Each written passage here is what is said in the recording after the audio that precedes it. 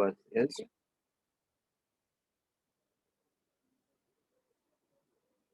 hello. First thing, 342 gram of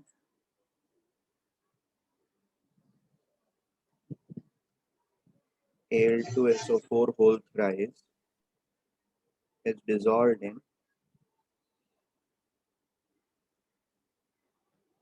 1 meter cube of water. ठीक है, सी 1 metre cube का मतलब होता है 10 to the power 6 cc cubic centimeter. ठीक है, and density of water is rho H2O is 1 gram per cc. तो 1 metre cube water का वेट कितना हो जाएगा? 10 to the power 6 grams. Is this part okay to all of you? Yes, sir. Okay. ये वाला part clear है सबको? Yes, sir. Okay, fine. Next thing is equivalent weight of equivalent. Hello sir. हाँ बोलिए ना. Hello sir. Sir I got disconnected sir. Sir आप वापस बता सकते हो? आपका आवाज एकदम क्रैक हो रहा था. अरे अभी मैंने कुछ समझाया ही नहीं है, अभी तो चालू किया है. ये देखो, ये समझ में आ रहा है कि नहीं? 1 metre cube water is equal to 10 to the power 6 cc.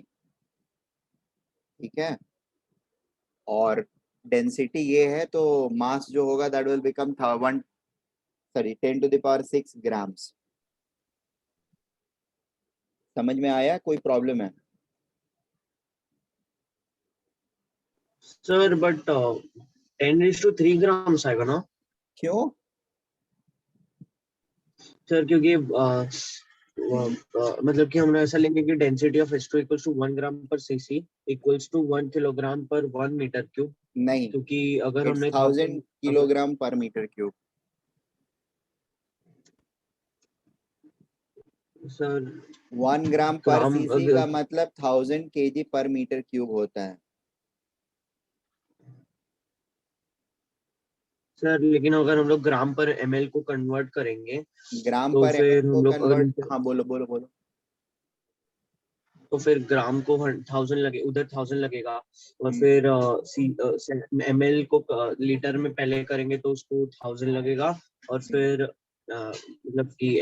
मतलब कि मीटर क्यूब मतलब और मीटर क्यूब में करेंगे तो और 1000 लगेगा. तो 10 नीचे जो है वॉल्यूम 10⁻6 आता तो उस हिसाब से तो केजी अगर 1 रहेगा तो मीटर क्यूब जो है वो मतलब कि मतलब उसे 10⁻³ ज्यादा रहेगा, राइट?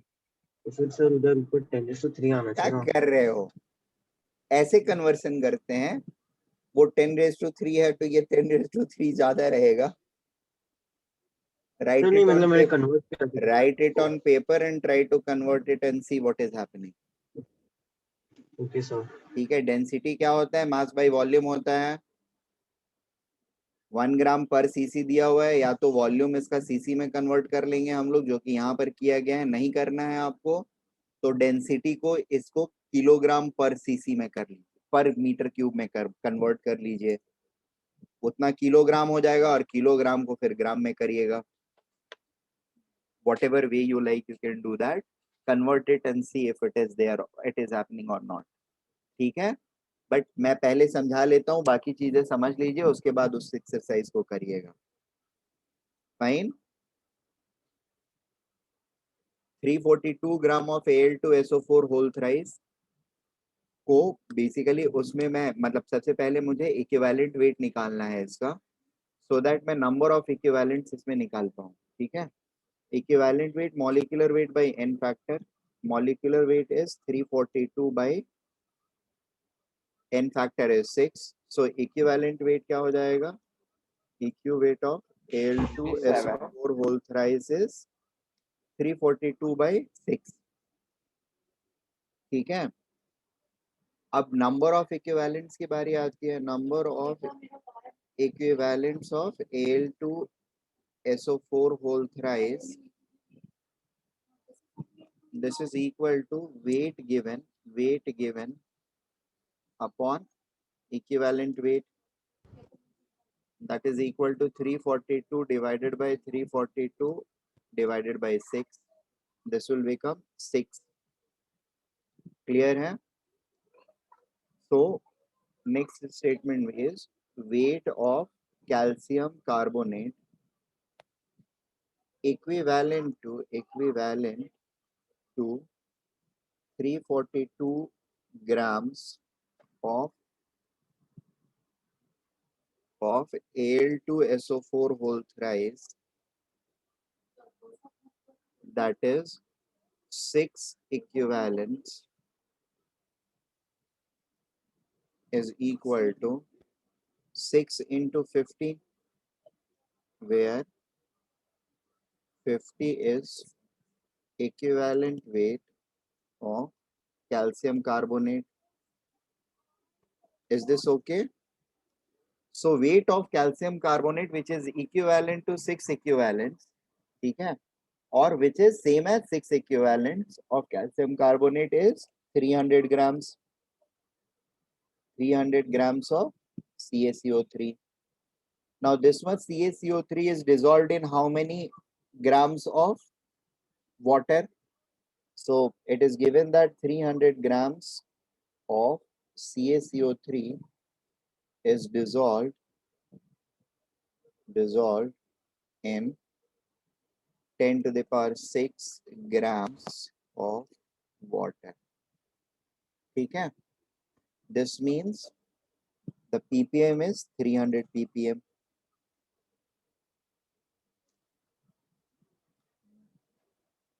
अभी हम लोग आगे का करेंगे क्या calculate? Can we attempt rest 3, 2, 3 and 4? आप लोग attempt करेंगे एक बार? हेलो सर, हाँ सर, आप एक बार मिनिमाइज कर सकते क्या स्क्रीन नीचे वाला? सर मुझे देखना है कि बस उस 6 इक्विवेलेंट्स को इक्विवेलेंट वेट से मल्टीप्लाई किया। सृष्टि, Yes, sir. आपको समझ में आया बच्चा? हाँ सर.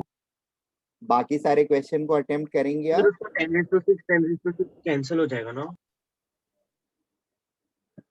क्या बोल रहे हो? सॉरी, 10 to 6 और 10 to 6 कैंसिल हो जाएगा, तब जाके 300 आएगा ना? हाँ obviously 10 raised to 6 obviously cancel हो जाएगा, इसलिए 300 ppm आएगा.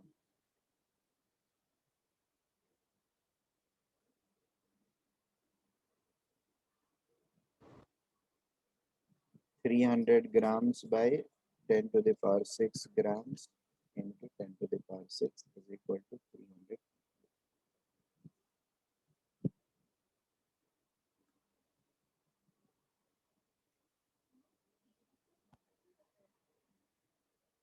इसको जल्दी से कर लो आप लोग, नोट डाउन, और फिर आगे के क्वेश्चंस भी कर लो, मतलब 3 बाकी जो हैं, so that I can explain something else in this regard. कुछ और चीजें भी एक्सप्लेन करनी है मुझे, तो फिर मैं उसको भी एक्सप्लेन कर दूं.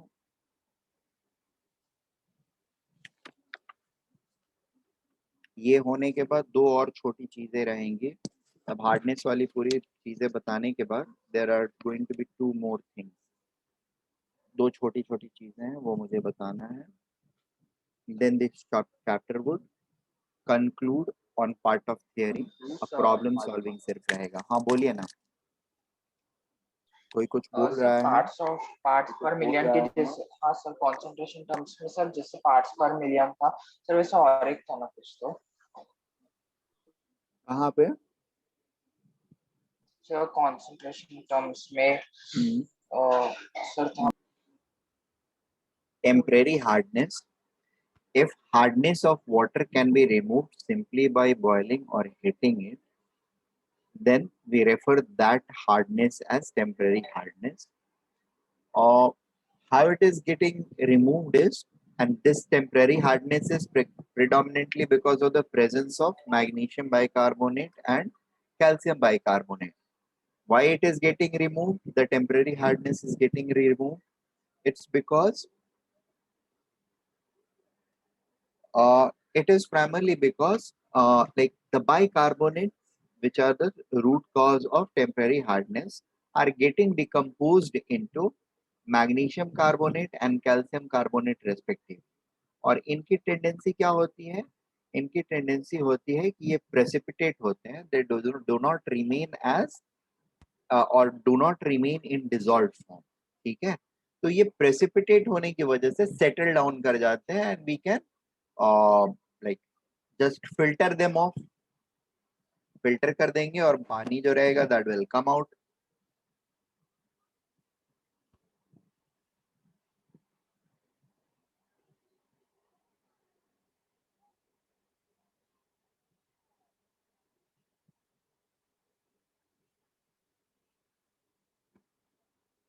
Is it okay? Temporary hardness. अब देखो, ये जो कंपाउंड फॉर्म हुआ टेम्परेरी हार्डनेस के टाइम पर, एक्चुअली हम कैल्शियम कार्बोनेट को सिर्फ इसी वजह से पिक करते हैं क्योंकि टेम्परेरी, हमें जो इनिशियल हार्डनेस का रूट कॉज पता था वो यही था कि बाइकार्बोनेट रहता है जो कि कार्बोनेट बन के निकल जाता है. ठीक है, और चूंकि ये कार्बोनेट निकल रहा था इसलिए हमने इसी को रेफरेंस कंपाउंड मान लिया. ठीक है, और इसी के टर्म्स में पीपीएम्स वगैरह हम रिप्रेजेंट करते हैं. Is it okay? Calcium carbonate dissolve नहीं होता है.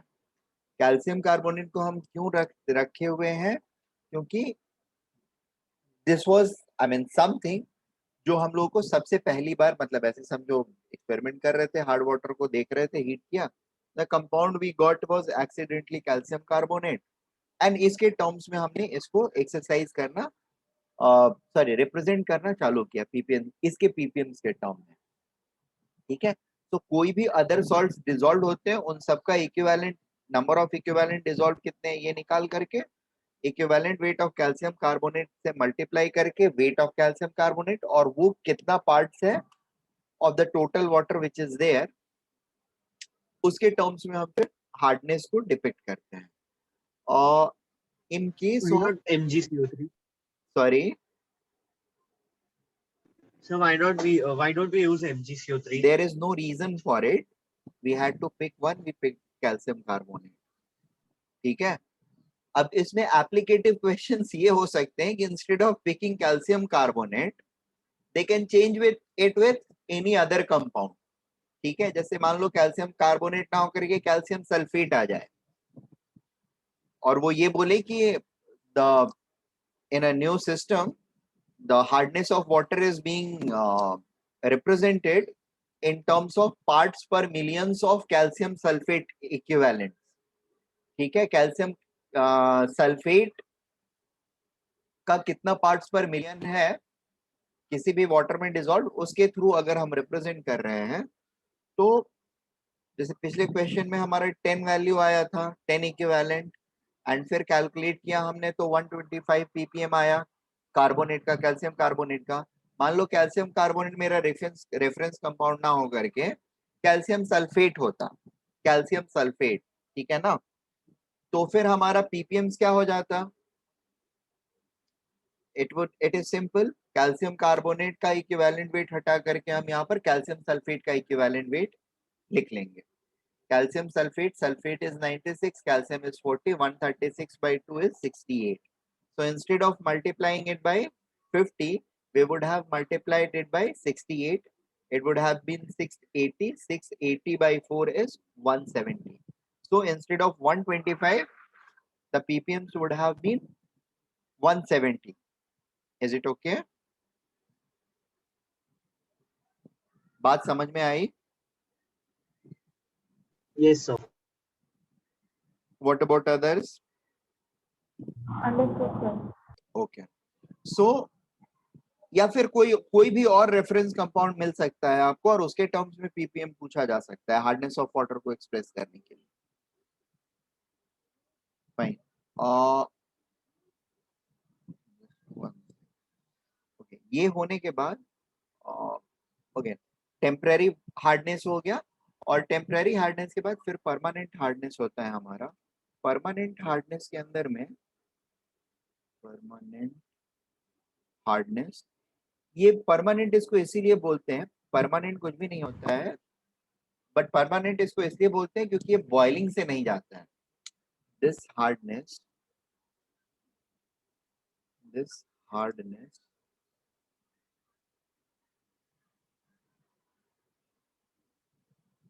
सर इसको वॉशिंग सोडा से निकालते हैं ना। हाँ मतलब किसी चीज से रिएक्ट करा के तभी उसको निकाल सकते हैं, ठीक है। This hardness cannot be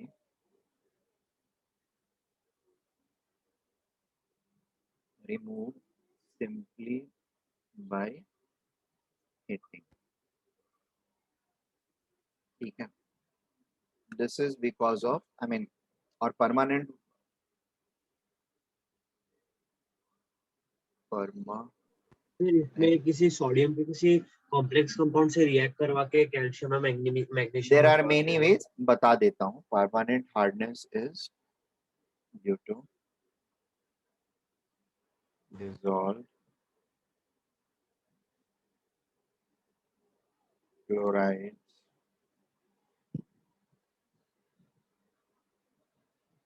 and sulfates of Ca2 plus and Mg2 plus, ठीक है।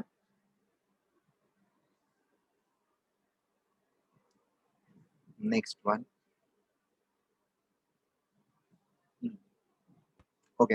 अब यहाँ पर एक और थोड़ा सा क्लिकिंग पॉइंट, सी हमने why we have just taken calcium and magnesium, why not नीचे वाले स्ट्रोंशियम या बैरियम के कार्बोनेट या सल्फेट, बाइकार्बोनेट सल्फेट, या फिर ये सब क्यों नहीं लिया है? ग्रुप 2 के बाकी नीचे वालों को क्यों नहीं लिया है?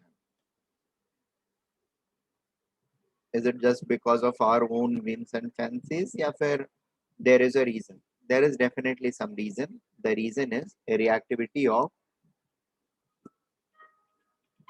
just एक सेकेंड, मतलब कि जब भी उसका जो उसके हर एक लेयर पर हाइड्रोफोबिक नहीं वो आगे की कहानी है। मुझे एकदम पहला पॉइंट क्या बोले तुम, पहला वर्ड क्या बोले, कहाँ से चालू किए थे definition? Soap, what is soap?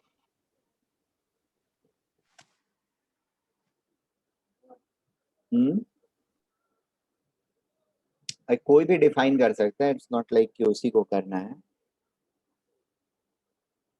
Soap क्या होता है? आपने क्या क्या अरे define मैंने करना? पूछा सोप क्या होता है। SOAP जो होता है, जो जिसको हिंदी में साबुन बोलते हैं, ठीक है, बॉडी पे लगाते हैं या कपड़े धोने के लिए यूज करते हैं।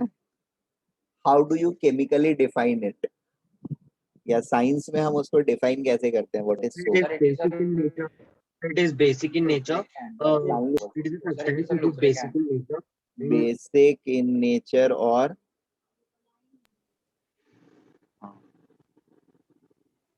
सर वो सॉल्ट्स होते हैं। Very good, Copine touch, salts bitter होता है। intake, किस चीज का सॉल्ट्स होता है? chlorine, और वो सोडियम। Sodium, perfect. और यहीं पे सारा की है हमारा। सब हाँ बोलिए ना। नहीं बाकी सारी क्लोरीन सॉल्ट नहीं होता, क्या? क्लोरीन सॉल्ट्स नहीं होता वो नहीं क्लोरीन सॉल्ट्स नहीं होता है। सोप इज, सब, क्योंकि बहुत सारे इसमें क्लोरीन सॉल्ट भी नहीं होता नहीं है। वो बाद में जरूरत के हिसाब से अगर रहती है तो डालते हैं, और क्लोरीन नहीं डालते हैं उसमें,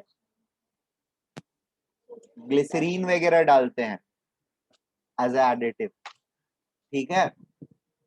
सोडियम का कैसा सॉल्ट होता है? सोडियम तो कटायन हो गया, इसमें अनायन क्या रहता है? Any idea?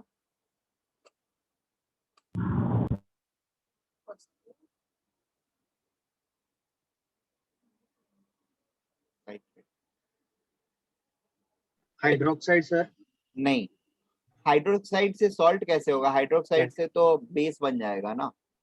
हाँ बेस, हाँ it's base carboxylic acids, carboxylic acids या carboxylate ions, carboxylate displace ions. ठीक है, जनरली साइट्रेट रहता है, टार्ट्रेट रहता है, बड़े आयंस रहते हैं, 16-17 कार्बन का चेन होता है और उससे जो कार्बोक्सिलिक एसिड बनता है वो रहता है यहाँ पर। Anyway, I am least interested into the second part, I am more interested into the first part. ठीक है, सी होता है इसमें ये है कि सोडियम से कम रिएक्टिव कोई चीज अगर है दुनिया में, ठीक है, और उनके सॉल्ट्स अगर डिजोल्व हैं पानी के अंदर,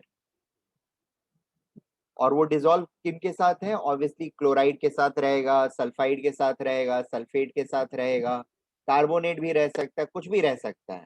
ठीक है, जब रिएक्शन होता है तो डबल डिस्प्लेसमेंट का रूल क्या होता है, मान लो A plus AB is reacting with CD and we know that B is more reactive and D is less reactive. This is less reactive, this is more reactive, ठीक है, और A is less reactive and C is more reactive। ठीक है, ये cation है, ये cation है, ये अनायन है, ये अनायन है। कौन सा कटायन ज्यादा रिएक्टिव है, C, और कौन सा अनायन ज्यादा रिएक्टिव है, B। ठीक है, तो इस केस में डबल डिस्प्लेसमेंट हो जाता है, और अदरवाइज उल्टा अगर रहता है, मतलब दोनों मोर मोर वाला एक साथ है और लेस लेस वाला एक अलग है, एक साथ है, तो फिर डबल डिस्प्लेसमेंट नहीं हो पाता है। ऐसा पता है हम लोगों को लॉजिक की नहीं पता है? नो सो। क्या बोल रहे हो? No. कोई बात नहीं, अभी पता कर लो।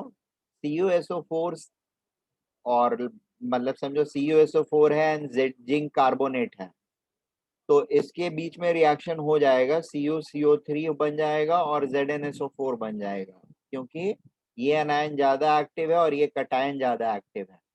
ये लेस एक्टिव है, ये लेस एक्टिव है, बट इसका रिवर्स रिएक्शन जो है वो नहीं पॉसिबल है। This is not going to react. Reactivity series के हिसाब से ही देखते हैं ना ये डबल डिस्प्लेसमेंट या सिंगल डिस्प्लेसमेंट। हाँ सर। ठीक है, सर तो वो कंपाउंड जो होगा, जो फॉर्म होगा सर, वो भी लेस रिएक्टिव रहेगा ना टोटली? लेस रिएक्टिव रहेगा तभी वो फॉर्म होगा ना, मोर स्टेबल रहेगा सर तभी अगर वो लेस फॉर्म लेस होगा। है, अगर लेस लेस आपने ऊपर जैसे बोला था कि लेस लेस है या फिर मोर मोर है। हाँ एग्जैक्टली, लेस लेस वाला साथ में रहेगा और मोर मोर वाला साथ में रहेगा। जब दोनों साथ साथ में रहेंगे ना, मोर मोर वाला साथ में रहेगा और लेस लेस वाला साथ में रहेगा, दैट स्टेट या that compound is naturally more stable. ठीक है, और उसकी रिएक्टिंग टेंडेंसी कम रहेगी। Am I clear? Hello?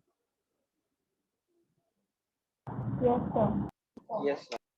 Okay, very good, just a minute, fine. The next thing is, अब यहाँ पर होता क्या है कि सोडियम जो है ना ये एक्टिव है, और कार्बोक्सिलेट जो होता है ये बहुत कम एक्टिव होता है, ये बहुत वीक एसिड है। सोडियम हाइड्रोक्साइड स्ट्रॉन्ग बेस है और ये जो है ये वीक एसिड है। तो अब अगर मेरे पास कोई ऐसा सॉल्ट है, अगर मेरे पास कोई ऐसा सॉल्ट है जो ऑलरेडी डिजोल्व है वाटर में, सच एज ये वाले, जिनका भी डिस्क्रिप्शन हमने दिया, bicarbonates of magnesium, calcium, XYZ sulphates, नीचे वाले जो है वो नहीं दिए। क्यों नहीं दिए? क्योंकि अगर नीचे वाले होते, जैसे इनकी बात करते हैं हम लोग, मैग्नीशियम बाइकार्बोनेट की बात करते हैं, ठीक है, तो मैग्नीशियम बाइकार्बोनेट में और सोडियम कार्बोक्सिलेट में, कार्बोक्सिलेट इज लेस रिएक्टिव, और सोडियम कटायन जो होता है मोर रिएक्टिव होता है compare to magnesium cation. In fact calcium cation से भी ज्यादा रिएक्टिव रहता है सोडियम कटायन, लेकिन स्ट्रॉन्सियम और बैरियम के कंपैरिजन में ये ज्यादा रिएक्टिव नहीं रहता है। This is no more reactive. ठीक है, बाइकार्बोनेट क्या है? Bicarbonate is more reactive anion, more reactive anion. ये क्या है? लेस रिएक्टिव अनायन है। Am I making sense? तो कैल्शियम वाले केस में, कैल्शियम या मैग्नीशियम, यहां तक क्या होगा, the exchange will be favoured, exchange will be favoured. ये वाला सोडियम के साथ आ जाएगा और ये वाला मैग्नीशियम या कैल्शियम के साथ आ जाएगा, एक्सचेंज पॉसिबल होगा। यहां से क्या हो जाएगा, this is going to be more reactive compare to sodium carboxylate. यहाँ पर स्ट्रोंसियम और सोडियम में सोडियम लेस रिएक्टिव है, और लेस रिएक्टिव होने की वजह से ये लेस रिएक्टिव अनायन के साथ ज्यादा स्टेबल कंपाउंड Stable. बनाएगा। ठीक है, अब इसका इफेक्ट क्या होता है, इफेक्ट ये होता है कि अगर ये पानी के अंदर में घुले हुए हैं, ये सॉल्ट्स हैं, तो पहले क्या होगा, हमारे सोप का सारा सोडियम जो है वो मैग्नीशियम और कैल्शियम के साथ रिएक्ट हो करके, मतलब कार्बोक्सिलेट जो है वो मैग्नीशियम के साथ रिएक्ट करते करते पहले पूरा आपका सोप को कंज्यूम करेगा, और जब पूरा मैग्नीशियम एंड कैल्शियम हमारा खत्म हो जाएगा वाटर में का, तब फिर हमारा वाटर जो होगा वो गुड लेदर देना चालू कर देगा। बात समझ में आ रही है? तो बेसिकली हार्ड वाटर में या हार्ड वाटर के साथ क्या प्रॉब्लम हुई, it is going to consume more of soap to give same amount of lather. Making sense? Same amount of lather produce करने के लिए we will require more amount of soap, क्योंकि पहले क्या होगा, ये वाला आयन पहले रिप्लेस होएगा Mg वगैरह से, और ये पूरा जब खत्म हो जाएगा, एग्जॉस्ट हो जाएगा सारा हार्डनेस, तब उसके बाद जो बचा हुआ सोप होगा वो क्या होगा, लेदर प्रोड्यूस करना चालू करेगा। ठीक है, नहीं Sir, तो will you repeat this point? Yes I am repeating it. See, lather का फॉर्मेशन कैसे होता है, ये जो होता है ये रिएक्ट करता है वाटर के साथ, या वाटर के साथ इंटरेक्ट करता है and creates a foamy leather. ठीक है, अभी क्या है, वाटर के साथ सिर्फ इंटरेक्शन नहीं हो रहा है, इससे ज्यादा इफेक्टिव इंटरेक्शन इसका इस कंपाउंड के साथ होने लग रहा है, और यहां पर होने की वजह से it start doing some chemical reaction, double displacement reaction. Sodium is replaced by magnesium क्योंकि वो लेस रिएक्टिव है, and it tries to get accompanied by a less reactive anion, which is carboxylate ion. Sodium, being more reactive, tries to be with in company of bicarbonate ion, which is more reactive than carboxylate. Is this okay?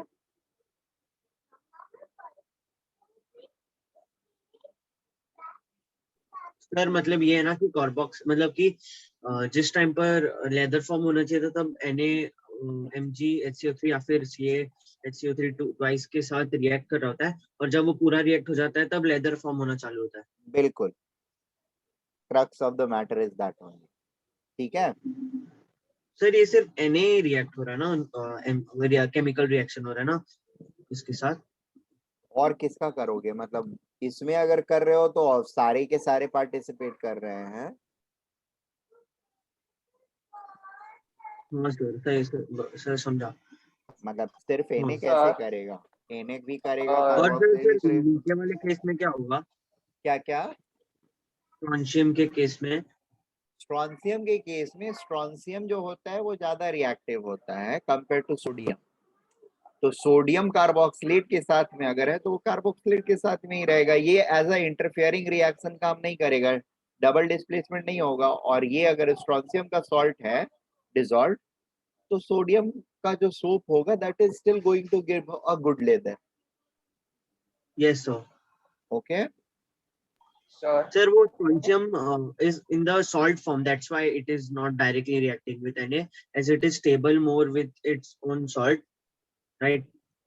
क्योंकि वो उधर और Na और carboxylate है वो ज्यादा stable है, क्योंकि दोनों ही लेस मतलब कि लेस रिएक्टिव है। कार्बोक्सिलेट लेस रिएक्टिव एनायन है और Na लेस रिएक्टिव कैटायन है, राइट? हाँ,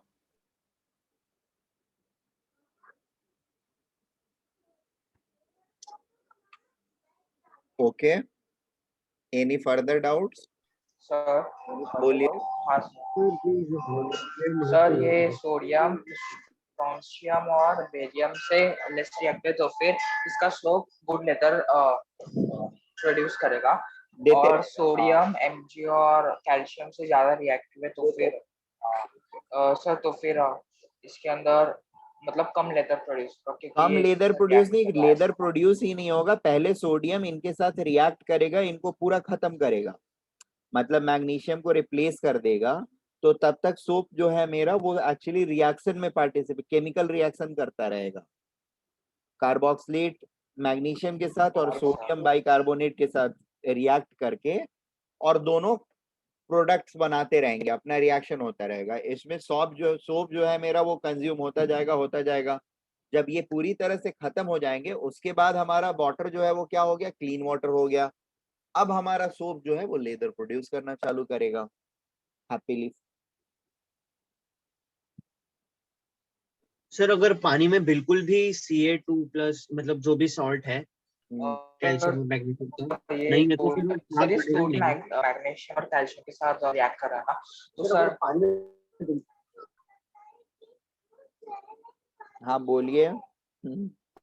हाँ सर, तो फिर ये जब सोडियम पूरा खत्म हो जाएगा, तो फिर ये कार्बोनेट उधर ही रहेगा ना, मतलब वैसा का वैसा। अरे खत्म हो जाएगा मतलब क्या हुआ यार,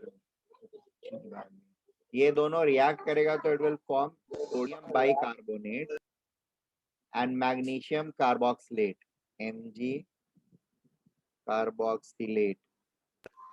हाँ सर, ओके। ठीक है, तो खत्म हो जाएगा, उधर ही रहेगा, मतलब हाँ क्या सर, हुआ मुझे सर समझ में वही नहीं ना, आया। तो खत्म हो जाएगा उधर।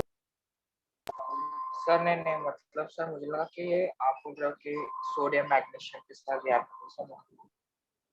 ठीक है, तो यही होगा, अभी समझ में आ रहा है ना। हाँ फाइन। हाँ सर, और मेरा लास्ट डाउट था कि ये जो सॉल्ट्स है, कैल्शियम HCO3 ट्वाइस और MgHCO3 ट्वाइस, सर अगर ये वाटर में है ही नहीं तो फिर झाग बनेगा ही नहीं ना, अगर हम लोग ऐसे देखा जाए तो। क्या मतलब, फिर से बोलो, फिर से बोलो। ये जो कैल्शियम के कैल्शियम HCO3 नहीं, ट्वाइस और ये नहीं MgHCO3 रहेंगे ट्वाइस तो डेफिनेटली बनते रहेगा ना बुद्धू। स्टार्टिंग से, okay, so it directly it stops. क्या स्टॉप। ओह हाँ सर, ओह या नाउ आई अंडरस्टूड, ओके। अगर ये है ही नहीं तो ये So पानी it में is considered as hard water. Foam Okay. And leather produce करता रहेगा। हाँ सर, समझ गया। ठीक है, चलो गुड। रुको, टेम्परेरी एंड परमानेंट हमने डिस्कस कर लिया। परमानेंट के अंदर में टेम्परेरी हार्डनेस बता दिया। परमानेंट हार्डनेस रिमूव करने के लिए, अच्छा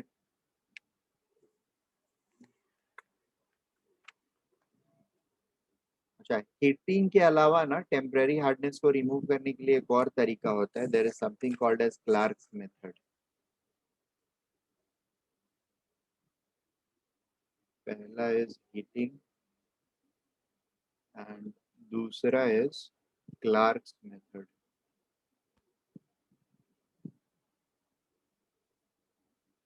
इसमें हम लोग MgCO3 होल ट्वाइस को रिएक्ट कराते हैं कैल्शियम हाइड्रोक्साइड से, and this gives calcium carbonate plus H2O plus CO2. Sorry, calcium carbonate and magnesium hydroxide.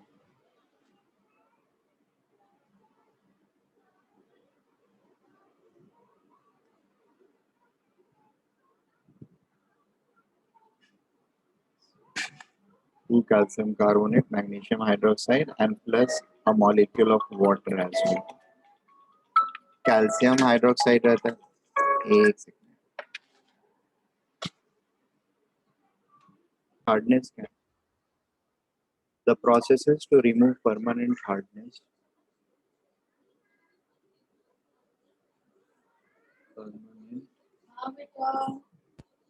hardness can be removed by number one,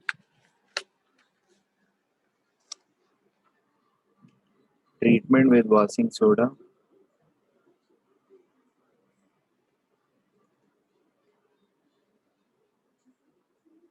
washing soda,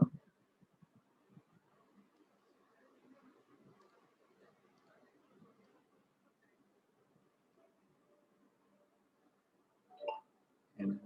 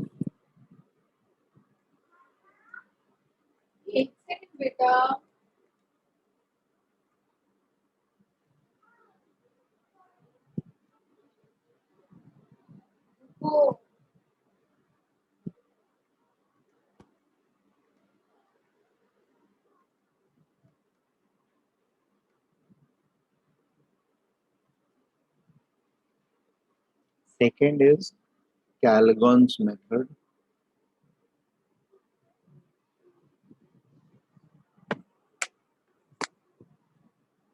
Calgon is nothing but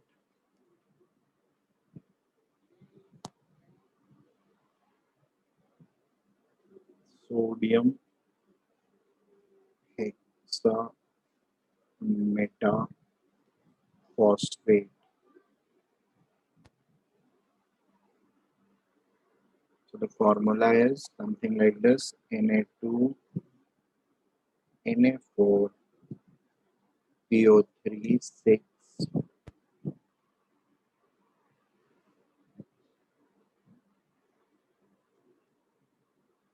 So what we do is we treat it with, this is heated with any of the salts like MgSO4, yeah, MgCl plus this thing Na2, Na4, PO3, 6, and this will give Na2SO4 plus Mg Na4 PO3 whole 6.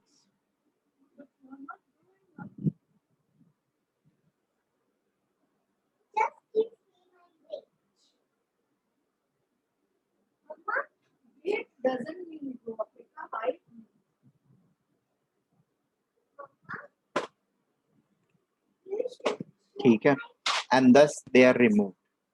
अब और भी एक दो method होते हैं. There is ion exchange resin, but that will eventually be taught to you. Hydrogen chapter में we will come to study that particular thing. That's not so important.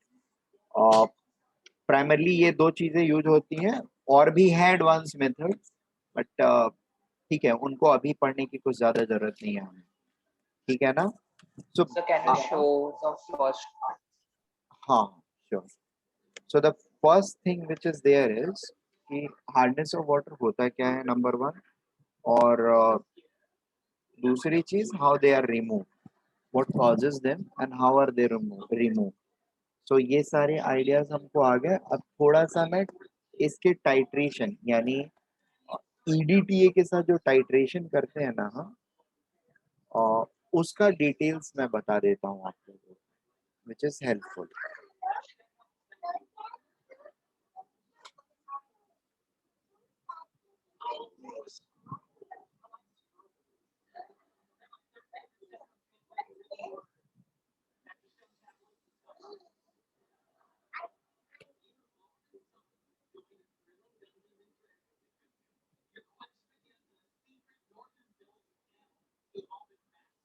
Noted?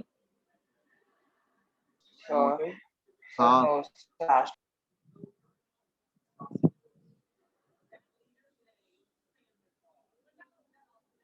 Sir वो थोड़ा और स्क्रॉल अप कर सकते हो क्या? वो नीचे का पार्ट नहीं दिख रहा है।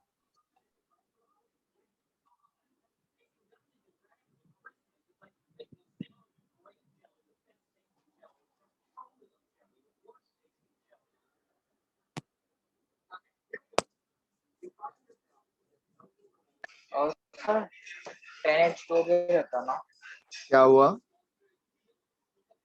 सॉरी।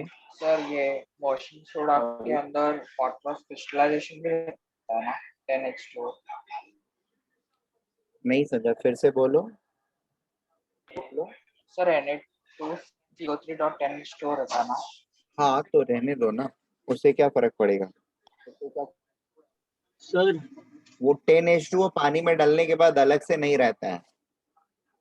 Na2CO3 को रिएक्शन कराने के लिए हमको पानी में सॉल्यूशन में डालना पड़ेगा, और पानी में Na2CO3 को डालेंगे ना तो उसके साथ .10H2O जो रहेगा वो नहीं रहेगा। Is it okay? हाँ सर, और हाँ सर। नहीं हो गया। सर मैं पूछ रहा था कि सर सीवेज ट्रीटमेंट प्लांट्स में क्लोरीन मतलब ऐड होता है ना, मतलब कि हाँ सोप के इसमें, तो सर तो मतलब Na के जगह पर मतलब So- क्लोरीन हम कुछ कुछ जगह पर मतलब सीवेज वाटर में तो हार्डनेस को ट्रीट थोड़ी करते हैं। नहीं सर, सीवेज ट्रीटमेंट नहीं, मैं आप नहीं मतलब जब अब हम लोग डिस्कस कर रहे थे कि सोप में जो Na पॉजिटिव होता है, हाँ Na प्लस होता है सर, उसमें मतलब कि इन सीवेज ट्रीटमेंट प्लांट्स में सर, सीवेज हाँ ट्रीटमेंट प्लांट्स में सर मतलब कि क्लोरीन जो है वो मतलब उसका सबसे वो मतलब सोप में क्लोरीन भी ऐड हो जाता है सर, क्लोरीन का कोई तो एक कंपाउंड, सर उसको शायद हाइपोक्लोराइट कुछ तो बोलते हैं सर, मतलब फिर वो एज अ सोप का it acts as a soap in नहीं, दैट हाइपोक्लोराइड जो होता है ना, हाइपोक्लोराइड जो होता है CaOClCl, वो हाँ सर। ब्लीचिंग पाउडर जो था ना, हाँ सर। That is it. ठीक है, और वो सोप में ऐड नहीं करते हैं। कैल्शियम सब वो अब तो ब्लीचिंग पाउडर है ना। क्या चीज? CaOClCl ना? कैल्शियम कैल्शियम हाँ सर, कैल्शियम ऑक्सीक्लोराइड। हाँ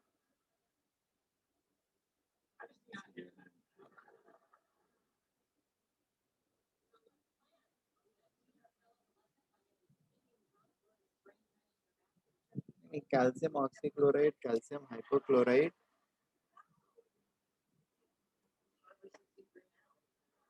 CaOClCl एंड CaOCl ट्वाइस। ठीक है, ये ब्लीचिंग पाउडर होता है, हाइपोक्लोराइट होता है, दोनों both are good source of chlorine, free chlorine. अब मतलब तुम्हारा डाउट क्या है मुझे समझ में ही नहीं आ रहा है, अभी तक समझ में नहीं आया। मतलब मैं क्लियर क्या नहीं, करूं मुझे? मतलब पूछ रहा था कि क्लोरीन क्यों नहीं ऐड करते हैं साहब। क्लोरीन इसमें क्यों नहीं ऐड करते हैं? हाँ सर, सोप इसमें सोप में सोप में क्यों क्लोरीन ऐड करें? क्लोरीन ऐड करने से मुझे लेदर थोड़ी मिलेगा, और अगर लेदर मिलेगा ही नहीं तो सोप तो मैंने लेदर के लिए बनाया था। हाँ सर, या सर फिर वो क्लोरीन जो है वो Mg और मतलब उसको नमक बनाने के लिए मैं थोड़ी यूज कर रहा हूँ। Na के साथ Cl डालूंगा तो NaCl टेबल सॉल्ट बन जाएगा। मुझे नमक खाना थोड़ी है सोप में। हाँ सर। ठीक है, सोप का काम है लेदर देना, मेरी सफाई करना। सफाई के लिए मुझे चाहिए लेदर। अब उसमें Cl भी डाल दूंगा अगर मैं, तो सोडियम और क्लोराइड मिलके सॉल्ट बना लेगा, जो कि खाने के काम में आता है। तो नहाने वाले साबुन में मैं खाने वाले नमक क्यों डालूंगा? हाँ,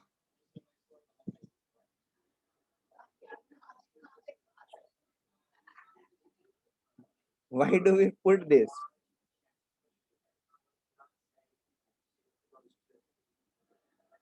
Getting the point? क्लोरीन का उसके अंदर कोई कंपाउंड नहीं होता है, ग्लिसरीन होता है उसके अंदर, ठीक है।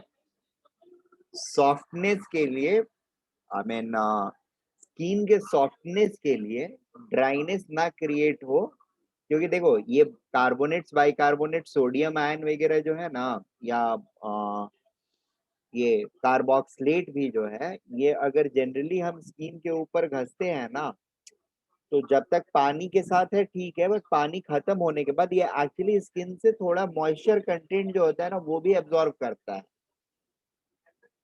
उसको रोकने के लिए, in order to restricts it water absorbing characteristic, we apply glycerine in soaps, ठीक है ना।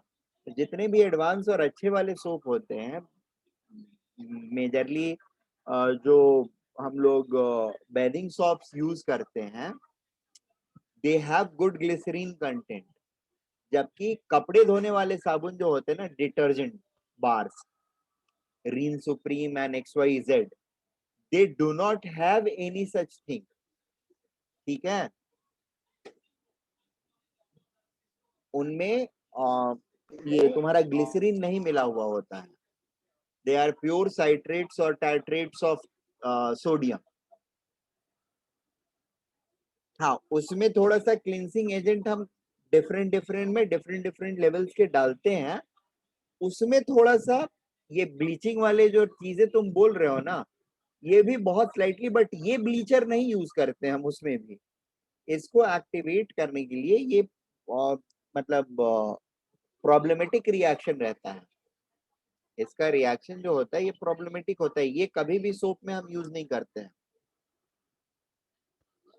ब्लीचेस यूज करते हैं उसमें, सोप मैन्युफैक्चरिंग में ब्लीचेस हम यूज करते हैं, बट ये यूज नहीं करते हैं, या ये यूज भी करते हैं बहुत ही माइल्ड फॉर्म में यूज करते हैं, और वो सिर्फ कपड़ा धोने वाला साबुन में करते हैं।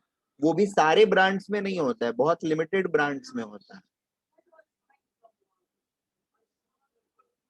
Is it okay? सर आपने जो अभी बोला कि वो मॉइस्चर अब्सॉर्ब कर रहा है, मतलब वो डिहाइड्रेटिंग एजेंट ऐसा है।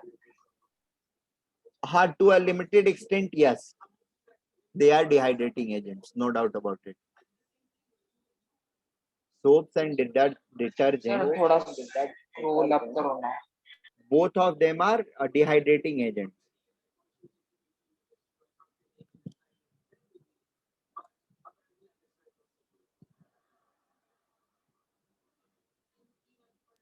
हाँ सर, यही देखना है।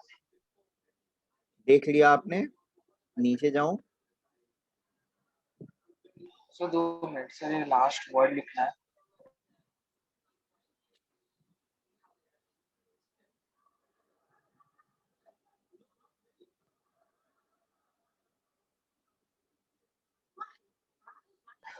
सर हाँ, देखो, कैल्शियम ऑक्सीक्लोराइड या हाइपोक्लोराइड जो है ना, ये अगर हम ऐड करते हैं तो इनका रिएक्शन जो होता है वो हाईली एक्सोथर्मिक होता है। तो ये अगर थोड़े से भी अमाउंट में प्रेजेंट रहेगा ना, तो जैसे ही पानी डालेंगे इनके ऊपर ना, they are going to produce good amount of heat. तो बहुत सिंपल सा एक्सपेरिमेंट है। सोप जो साबुन है आपका कपड़ा धोने वाला, उसको पानी में ले जा करके और रखो, या फिर पानी में ये करने की, धोने की कोशिश करो उसको। इफ यू फील कि उसमें टेम्परेचर बढ़ रहा है, गर्मी लग रही है, then yes there is something of this kind which is there. अगर नहीं होता है मतलब नहीं है। बात बात समझ में आ रही है? ये these reactions are highly exothermic. Bleaching का रिएक्शन जो है that is highly exothermic. Anyway, I was about to talk about titration of. Sir आप एक बार सिर्फ क्लार्क्स मेथड दिखा सकते हो क्या? बिल्कुल। Temporary water hardness. Clark's method में we use this compound.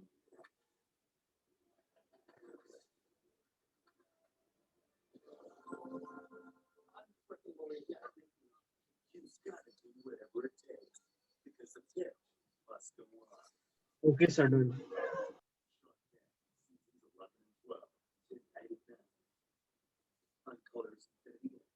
Sir जो वाटर का हार्डनेस होता है उसका कोई भी एडवांटेज होता है क्या?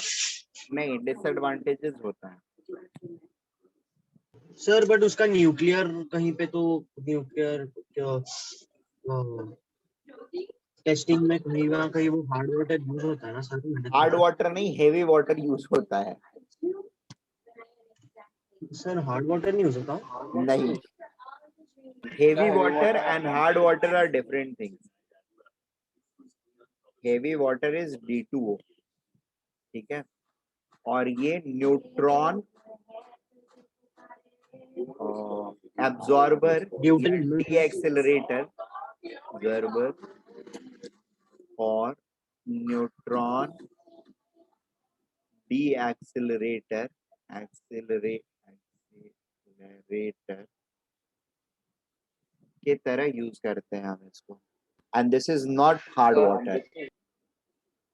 बोलिए। सर ऐसे और होता है क्या, मतलब जैसे हाइड्रोजन का ये तीसरा आइसोमर के साथ? नहीं, आवाज नहीं आ रही है आपकी, फिर से बोलिए। सर मतलब H2O D2O T2O होता है, हाँ, वो क्या होता है सर? H2O D2O T2O, तीन होते हैं। क्या होता है मतलब, ये सर ये क्या ट्रीटियम होता है? डाइऑक्साइड होता है, ट्रीटियम इसको बोलते हैं, ट्रीटियम। फिर ड्यूट्रियम और प्रोटियम। हाँ, tritium, deuterium and protium. Sir वैसे नहीं, मतलब D2O हेवी वाटर रहता है तो फिर T2O क्या रहता है? नहीं, कुछ नहीं होता है, वो वाटर ही बोलते हैं उसको, सुपर हेवी वाटर बोलेंगे। सर तो अगर हार्ड वाटर में वो सारे न्यू लाइक ये होता है ना, हाँ, तो फिर हम लोग उसको पी सकते हैं तो हमारे लिए अच्छा होगा ना? क्या क्या, सॉरी। अगर हम लोग ने हार्ड वाटर को पिया हाँ तो अच्छा है ना हमारे हेल्थ के लिए, क्योंकि उसमें वो सब है। हाँ, लेकिन हमारे हेल्थ के लिए हर चीज अच्छा नहीं होता है ना। और किसी भी तो अमाउंट सर में वो खाना, एडवांटेज है। नहीं, किसी भी अमाउंट में खाना अच्छा नहीं होता है ना।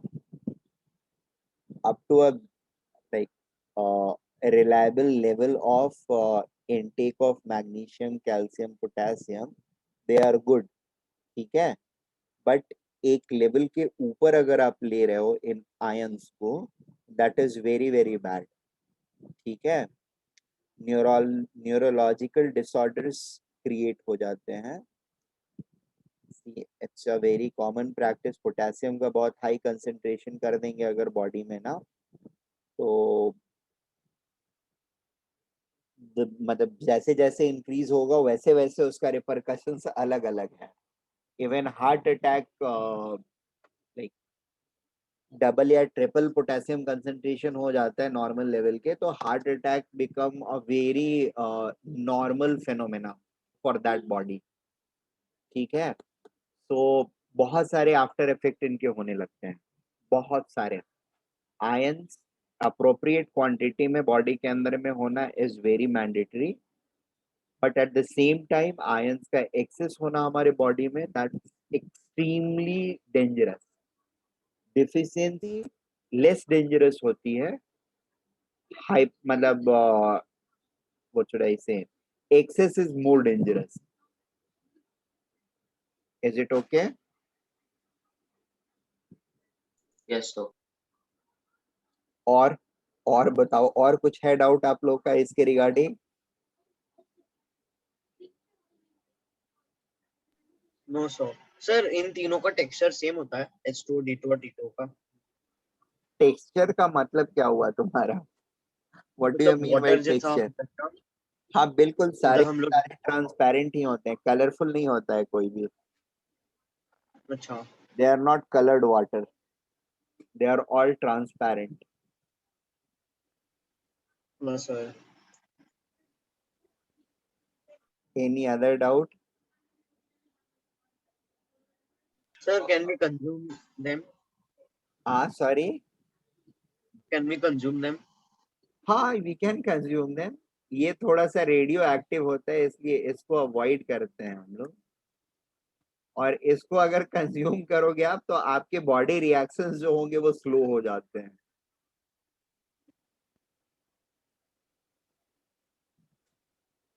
ये रिपरकशंस होते हैं इनके। This is radio active, tritium is radio active. करने को कर सकते, बहुत ज्यादा रेडियो एक्टिव भी मतलब बहुत ज्यादा हार्मफुल नहीं होता है, थोड़ा सा कर सकते हैं। अब आप बोलो कि मैं ट्रीटियम ऑक्साइड ही सर पी के जिंदा रहूंगा, तो ठीक है यार, तुम रेडियो एक्टिव हो जाओगे, रेडिएशन तुम्हारे बॉडी से निकलेंगे। हाँ बोलिए। सर ये कमर्शियली अवेलेबल है? कमर्शियली अवेलेबल विथ परमिशन रहता है। Tritium oxide specially with permission available रहेगा। इट वोंट बी मतलब कमर्शियल इसका use लैबोरेटरी कहाँ पे होता है प्रोसेस के ट्रीटियम लिए ही ऑक्साइड वो का? अवेलेबल रहेंगे। अदरवाइज कमर्शियली का बाहर तुमको सराफा मार्केट, सॉरी सराफा मार्केट बोल रहा हूँ, जनरल स्टोर में थोड़ी तुमको D2O मिलेगा या T2O। सर ट्रीटियम ऑक्साइड का कुछ यूजेस होता है? ट्रीटियम ऑक्साइड का कुछ एक्सक्लूसिव यूजेस तो नहीं है, हीलियम वगैरह बनाने के लिए यूज होता है अगर जरूरत होती है तो। ट्रांसम्यूटेशन ट्रीटियम पे हाइड्रोजन का ट्रांसम्यूटेशन जो होता है ना, ये दोनों कंबाइन होते हैं और हीलियम प्रोड्यूस करते हैं। Tritium plus protium helium gives, sorry tritium plus hydrogen protium gives helium. ठीक है।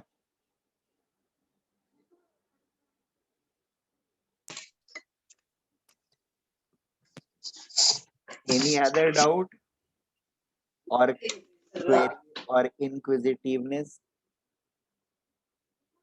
सर अभी और कोई नहीं सोच पा रहा ठीक है। So these are like, I mean, this is not at all relevant with our current studies of hard water anyway, but fine, we had some good discussion. Let us move on to like heavy water के regarding, sorry, hard water, heavy water बोल रहा हूँ, hard water के regarding all the discussions has been completed. ठीक है, और कुछ बचा नहीं है मुझे बताने के लिए। हाँ, एक सिर्फ चीज बता दो, titration with ADTA analyze Ca2 plus and Mg2 plus। ठीक है, इसमें बेसिकली ये होता है कि we use two indicators। इस एनालिसिस में we use two indicators।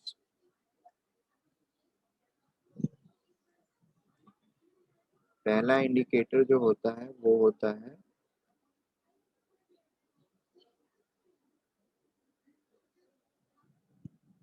म्यूरिक side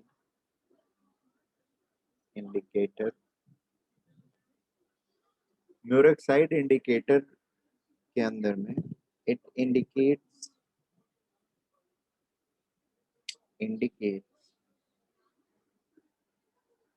end of Ca2 plus ions, whereas the second one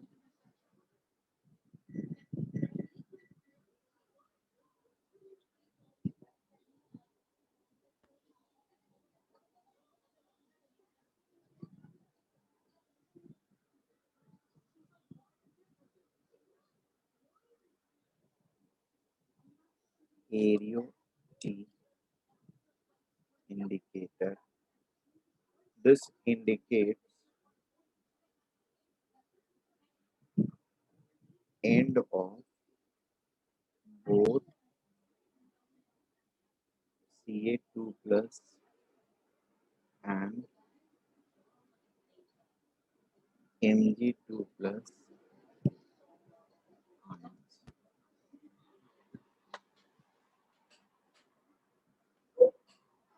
ठीक है, Aereo T indicator indicates end of both calcium 2 plus and magnesium 2 plus ions। So अगर म्यूरेक्साइड indicator use करके EDTA को use कर रहे हैं हम complexometric में, कैल्शियम 2 प्लस का सिर्फ एंड ये इंडिकेट करेगा, और यहाँ पर कैल्शियम 2+ एंड मैग्नीशियम 2+ दोनों का इंडिकेट करेगा, दोनों का इंडिकेशन मिलेगा हमको, दोनों के कंप्लीशन का या एग्जॉस्ट होने का इंडिकेशन मिलेगा। ठीक है, इस पे जस्ट हम लोग एक छोटा सा क्वेश्चन कर सकते हैं।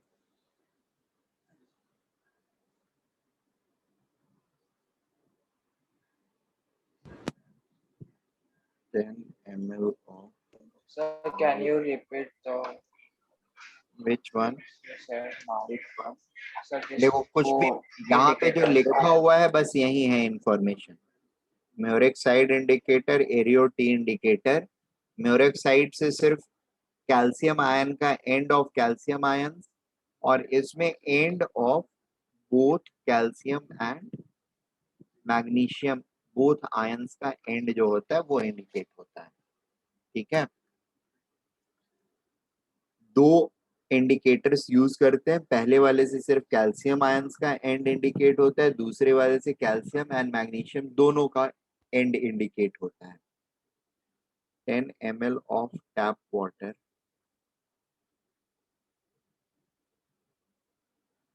sample सर थोड़ा ऊपर जो ना मैंने सेकंड पॉइंट नोट नहीं। containing both Ca2+ and Mg2+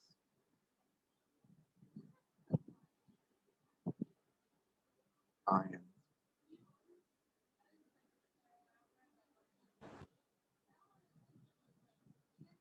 in presence of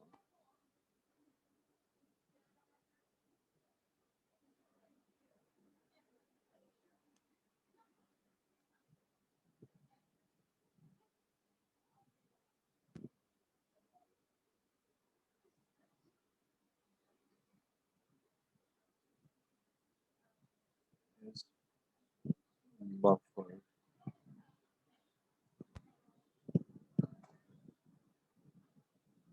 with HCl3-.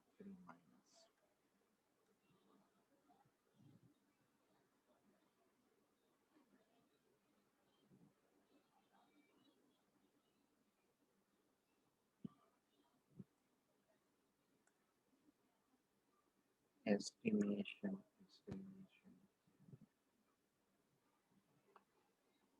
with help of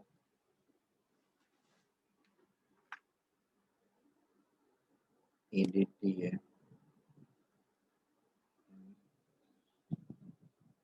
presence of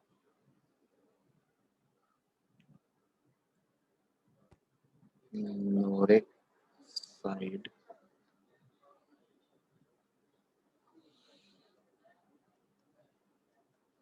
indicator requires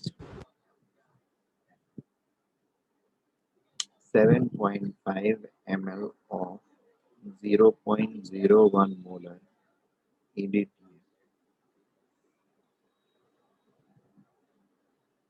whereas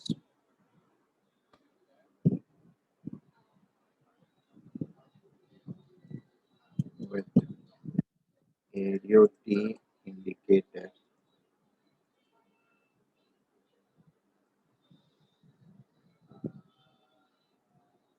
we need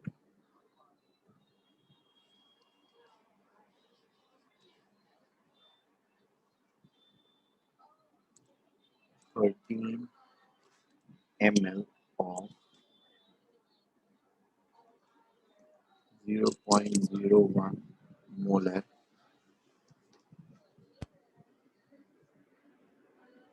EDTA.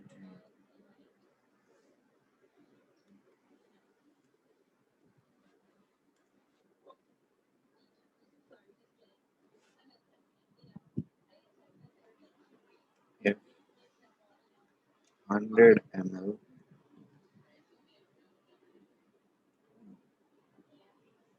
water from this tap is Right.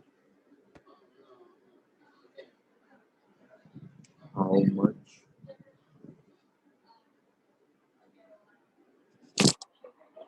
calcium carbonate and magnesium carbonate will be formed?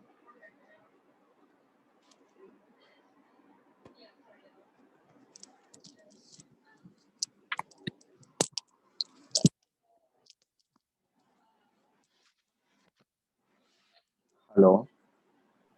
Should we try it? हाँ हाँ, आप लोग को try करना है. You know all the information, so you guys can try it.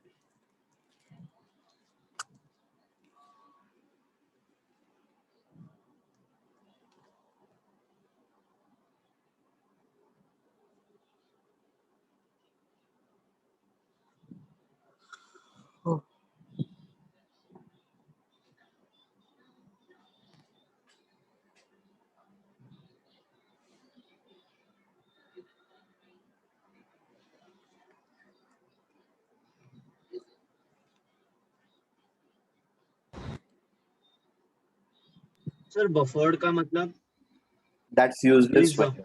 reacted. नहीं, उसका कुछ काम नहीं है आपको अभी के लिए. होता है कुछ, that is integral part of these reactions, but उसका सेंस अभी आपके लिए कोई जरूर मतलब इम्पोर्टेंट नहीं है. That's not important.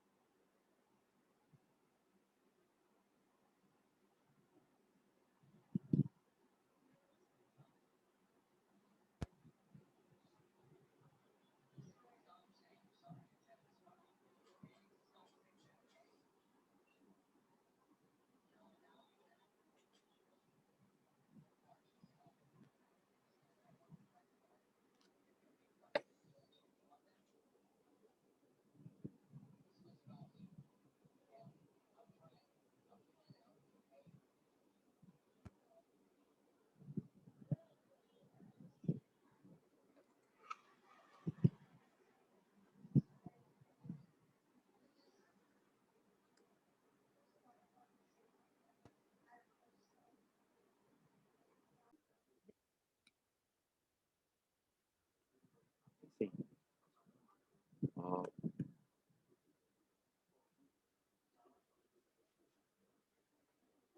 10 ml of tap water when titrated in presence of Murex side indicator, it requires 7.5 ml of 0.01 molar EDTA.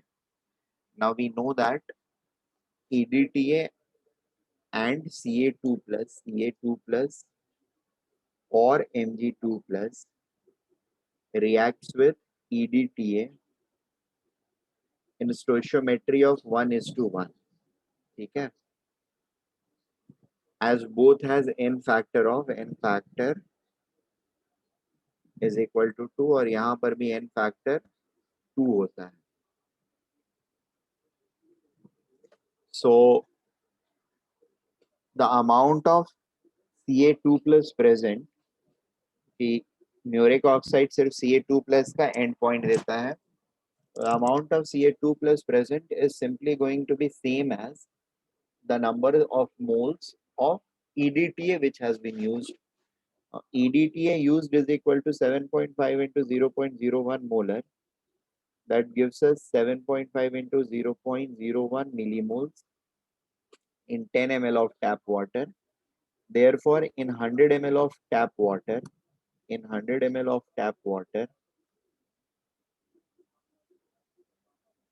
in 100 ml of tap water, this much millimoles, 0.075 millimoles into 10, that is 0.75 millimoles of Ca2 plus, that is calcium carbonate is there.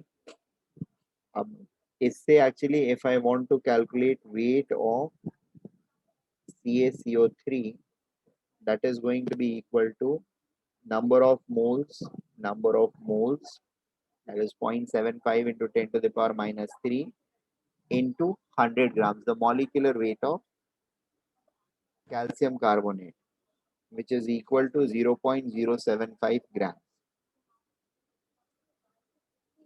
एरियॉट indicator के अंदर में the amount of EDTA used is going to be it's going to be proportional to sum total of the mass of Ca2 plus as well as Mg2 plus ion.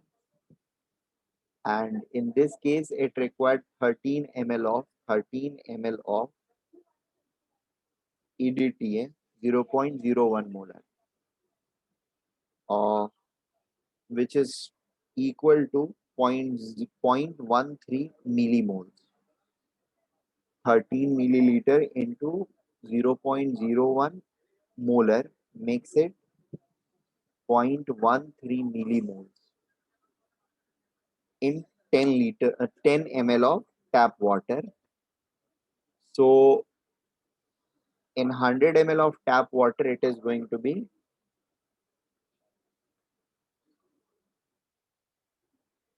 we can either multiply it here itself or we can multiply it later on.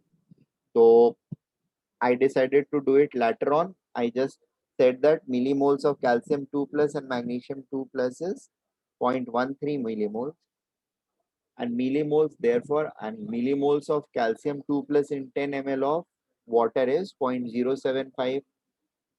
Ca2 plus and Mg2 plus का concentration हो जा रहा है 0.13. A difference is definitely attributed to Mg2 plus का contribution.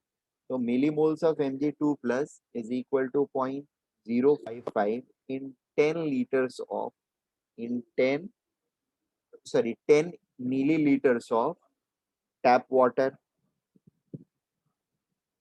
10 milliliter tap water में we have 0.075 millimoles of calcium and 0.055 millimoles of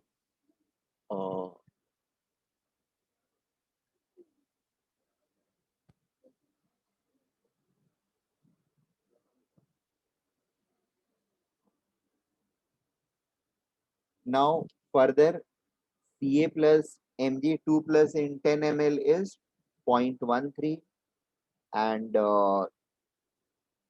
only Ca2 plus is in 10 ml 0.075. Therefore Mg2 plus in 10 ml of tap water is equal to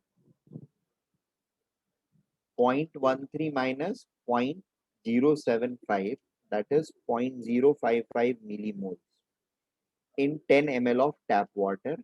This is also equal to millimoles of magnesium carbonate in 10 ml of tap water. Millimoles or moles of Mg2 plus ion in 100 ml of tap water is going to be 10 times of this. 10 ml में जितना dissolve उसका 10 times 100 ml में dissolve. So it is becoming equal to 0.055 into 10.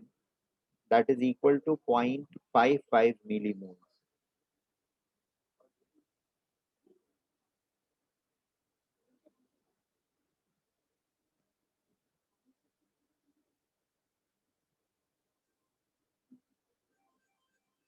ठीक है, 100 ml में आ गया 0.55 millimole और इधर से हमारा वेट भी हमने निकाल लिया था 0.075 ग्राम्स. 0.55 मिलीमोल से वेट ऑफ MgCO3 हमने निकाला, मोल्स लिया, मिली से मल्टीप्लाई कर दिया 10 to the power minus 3 और साथ में मॉलिक्यूलर वेट मल्टीप्लाई कर दिया. सबका सॉल्यूशन आता है 0.0462 ग्राम्स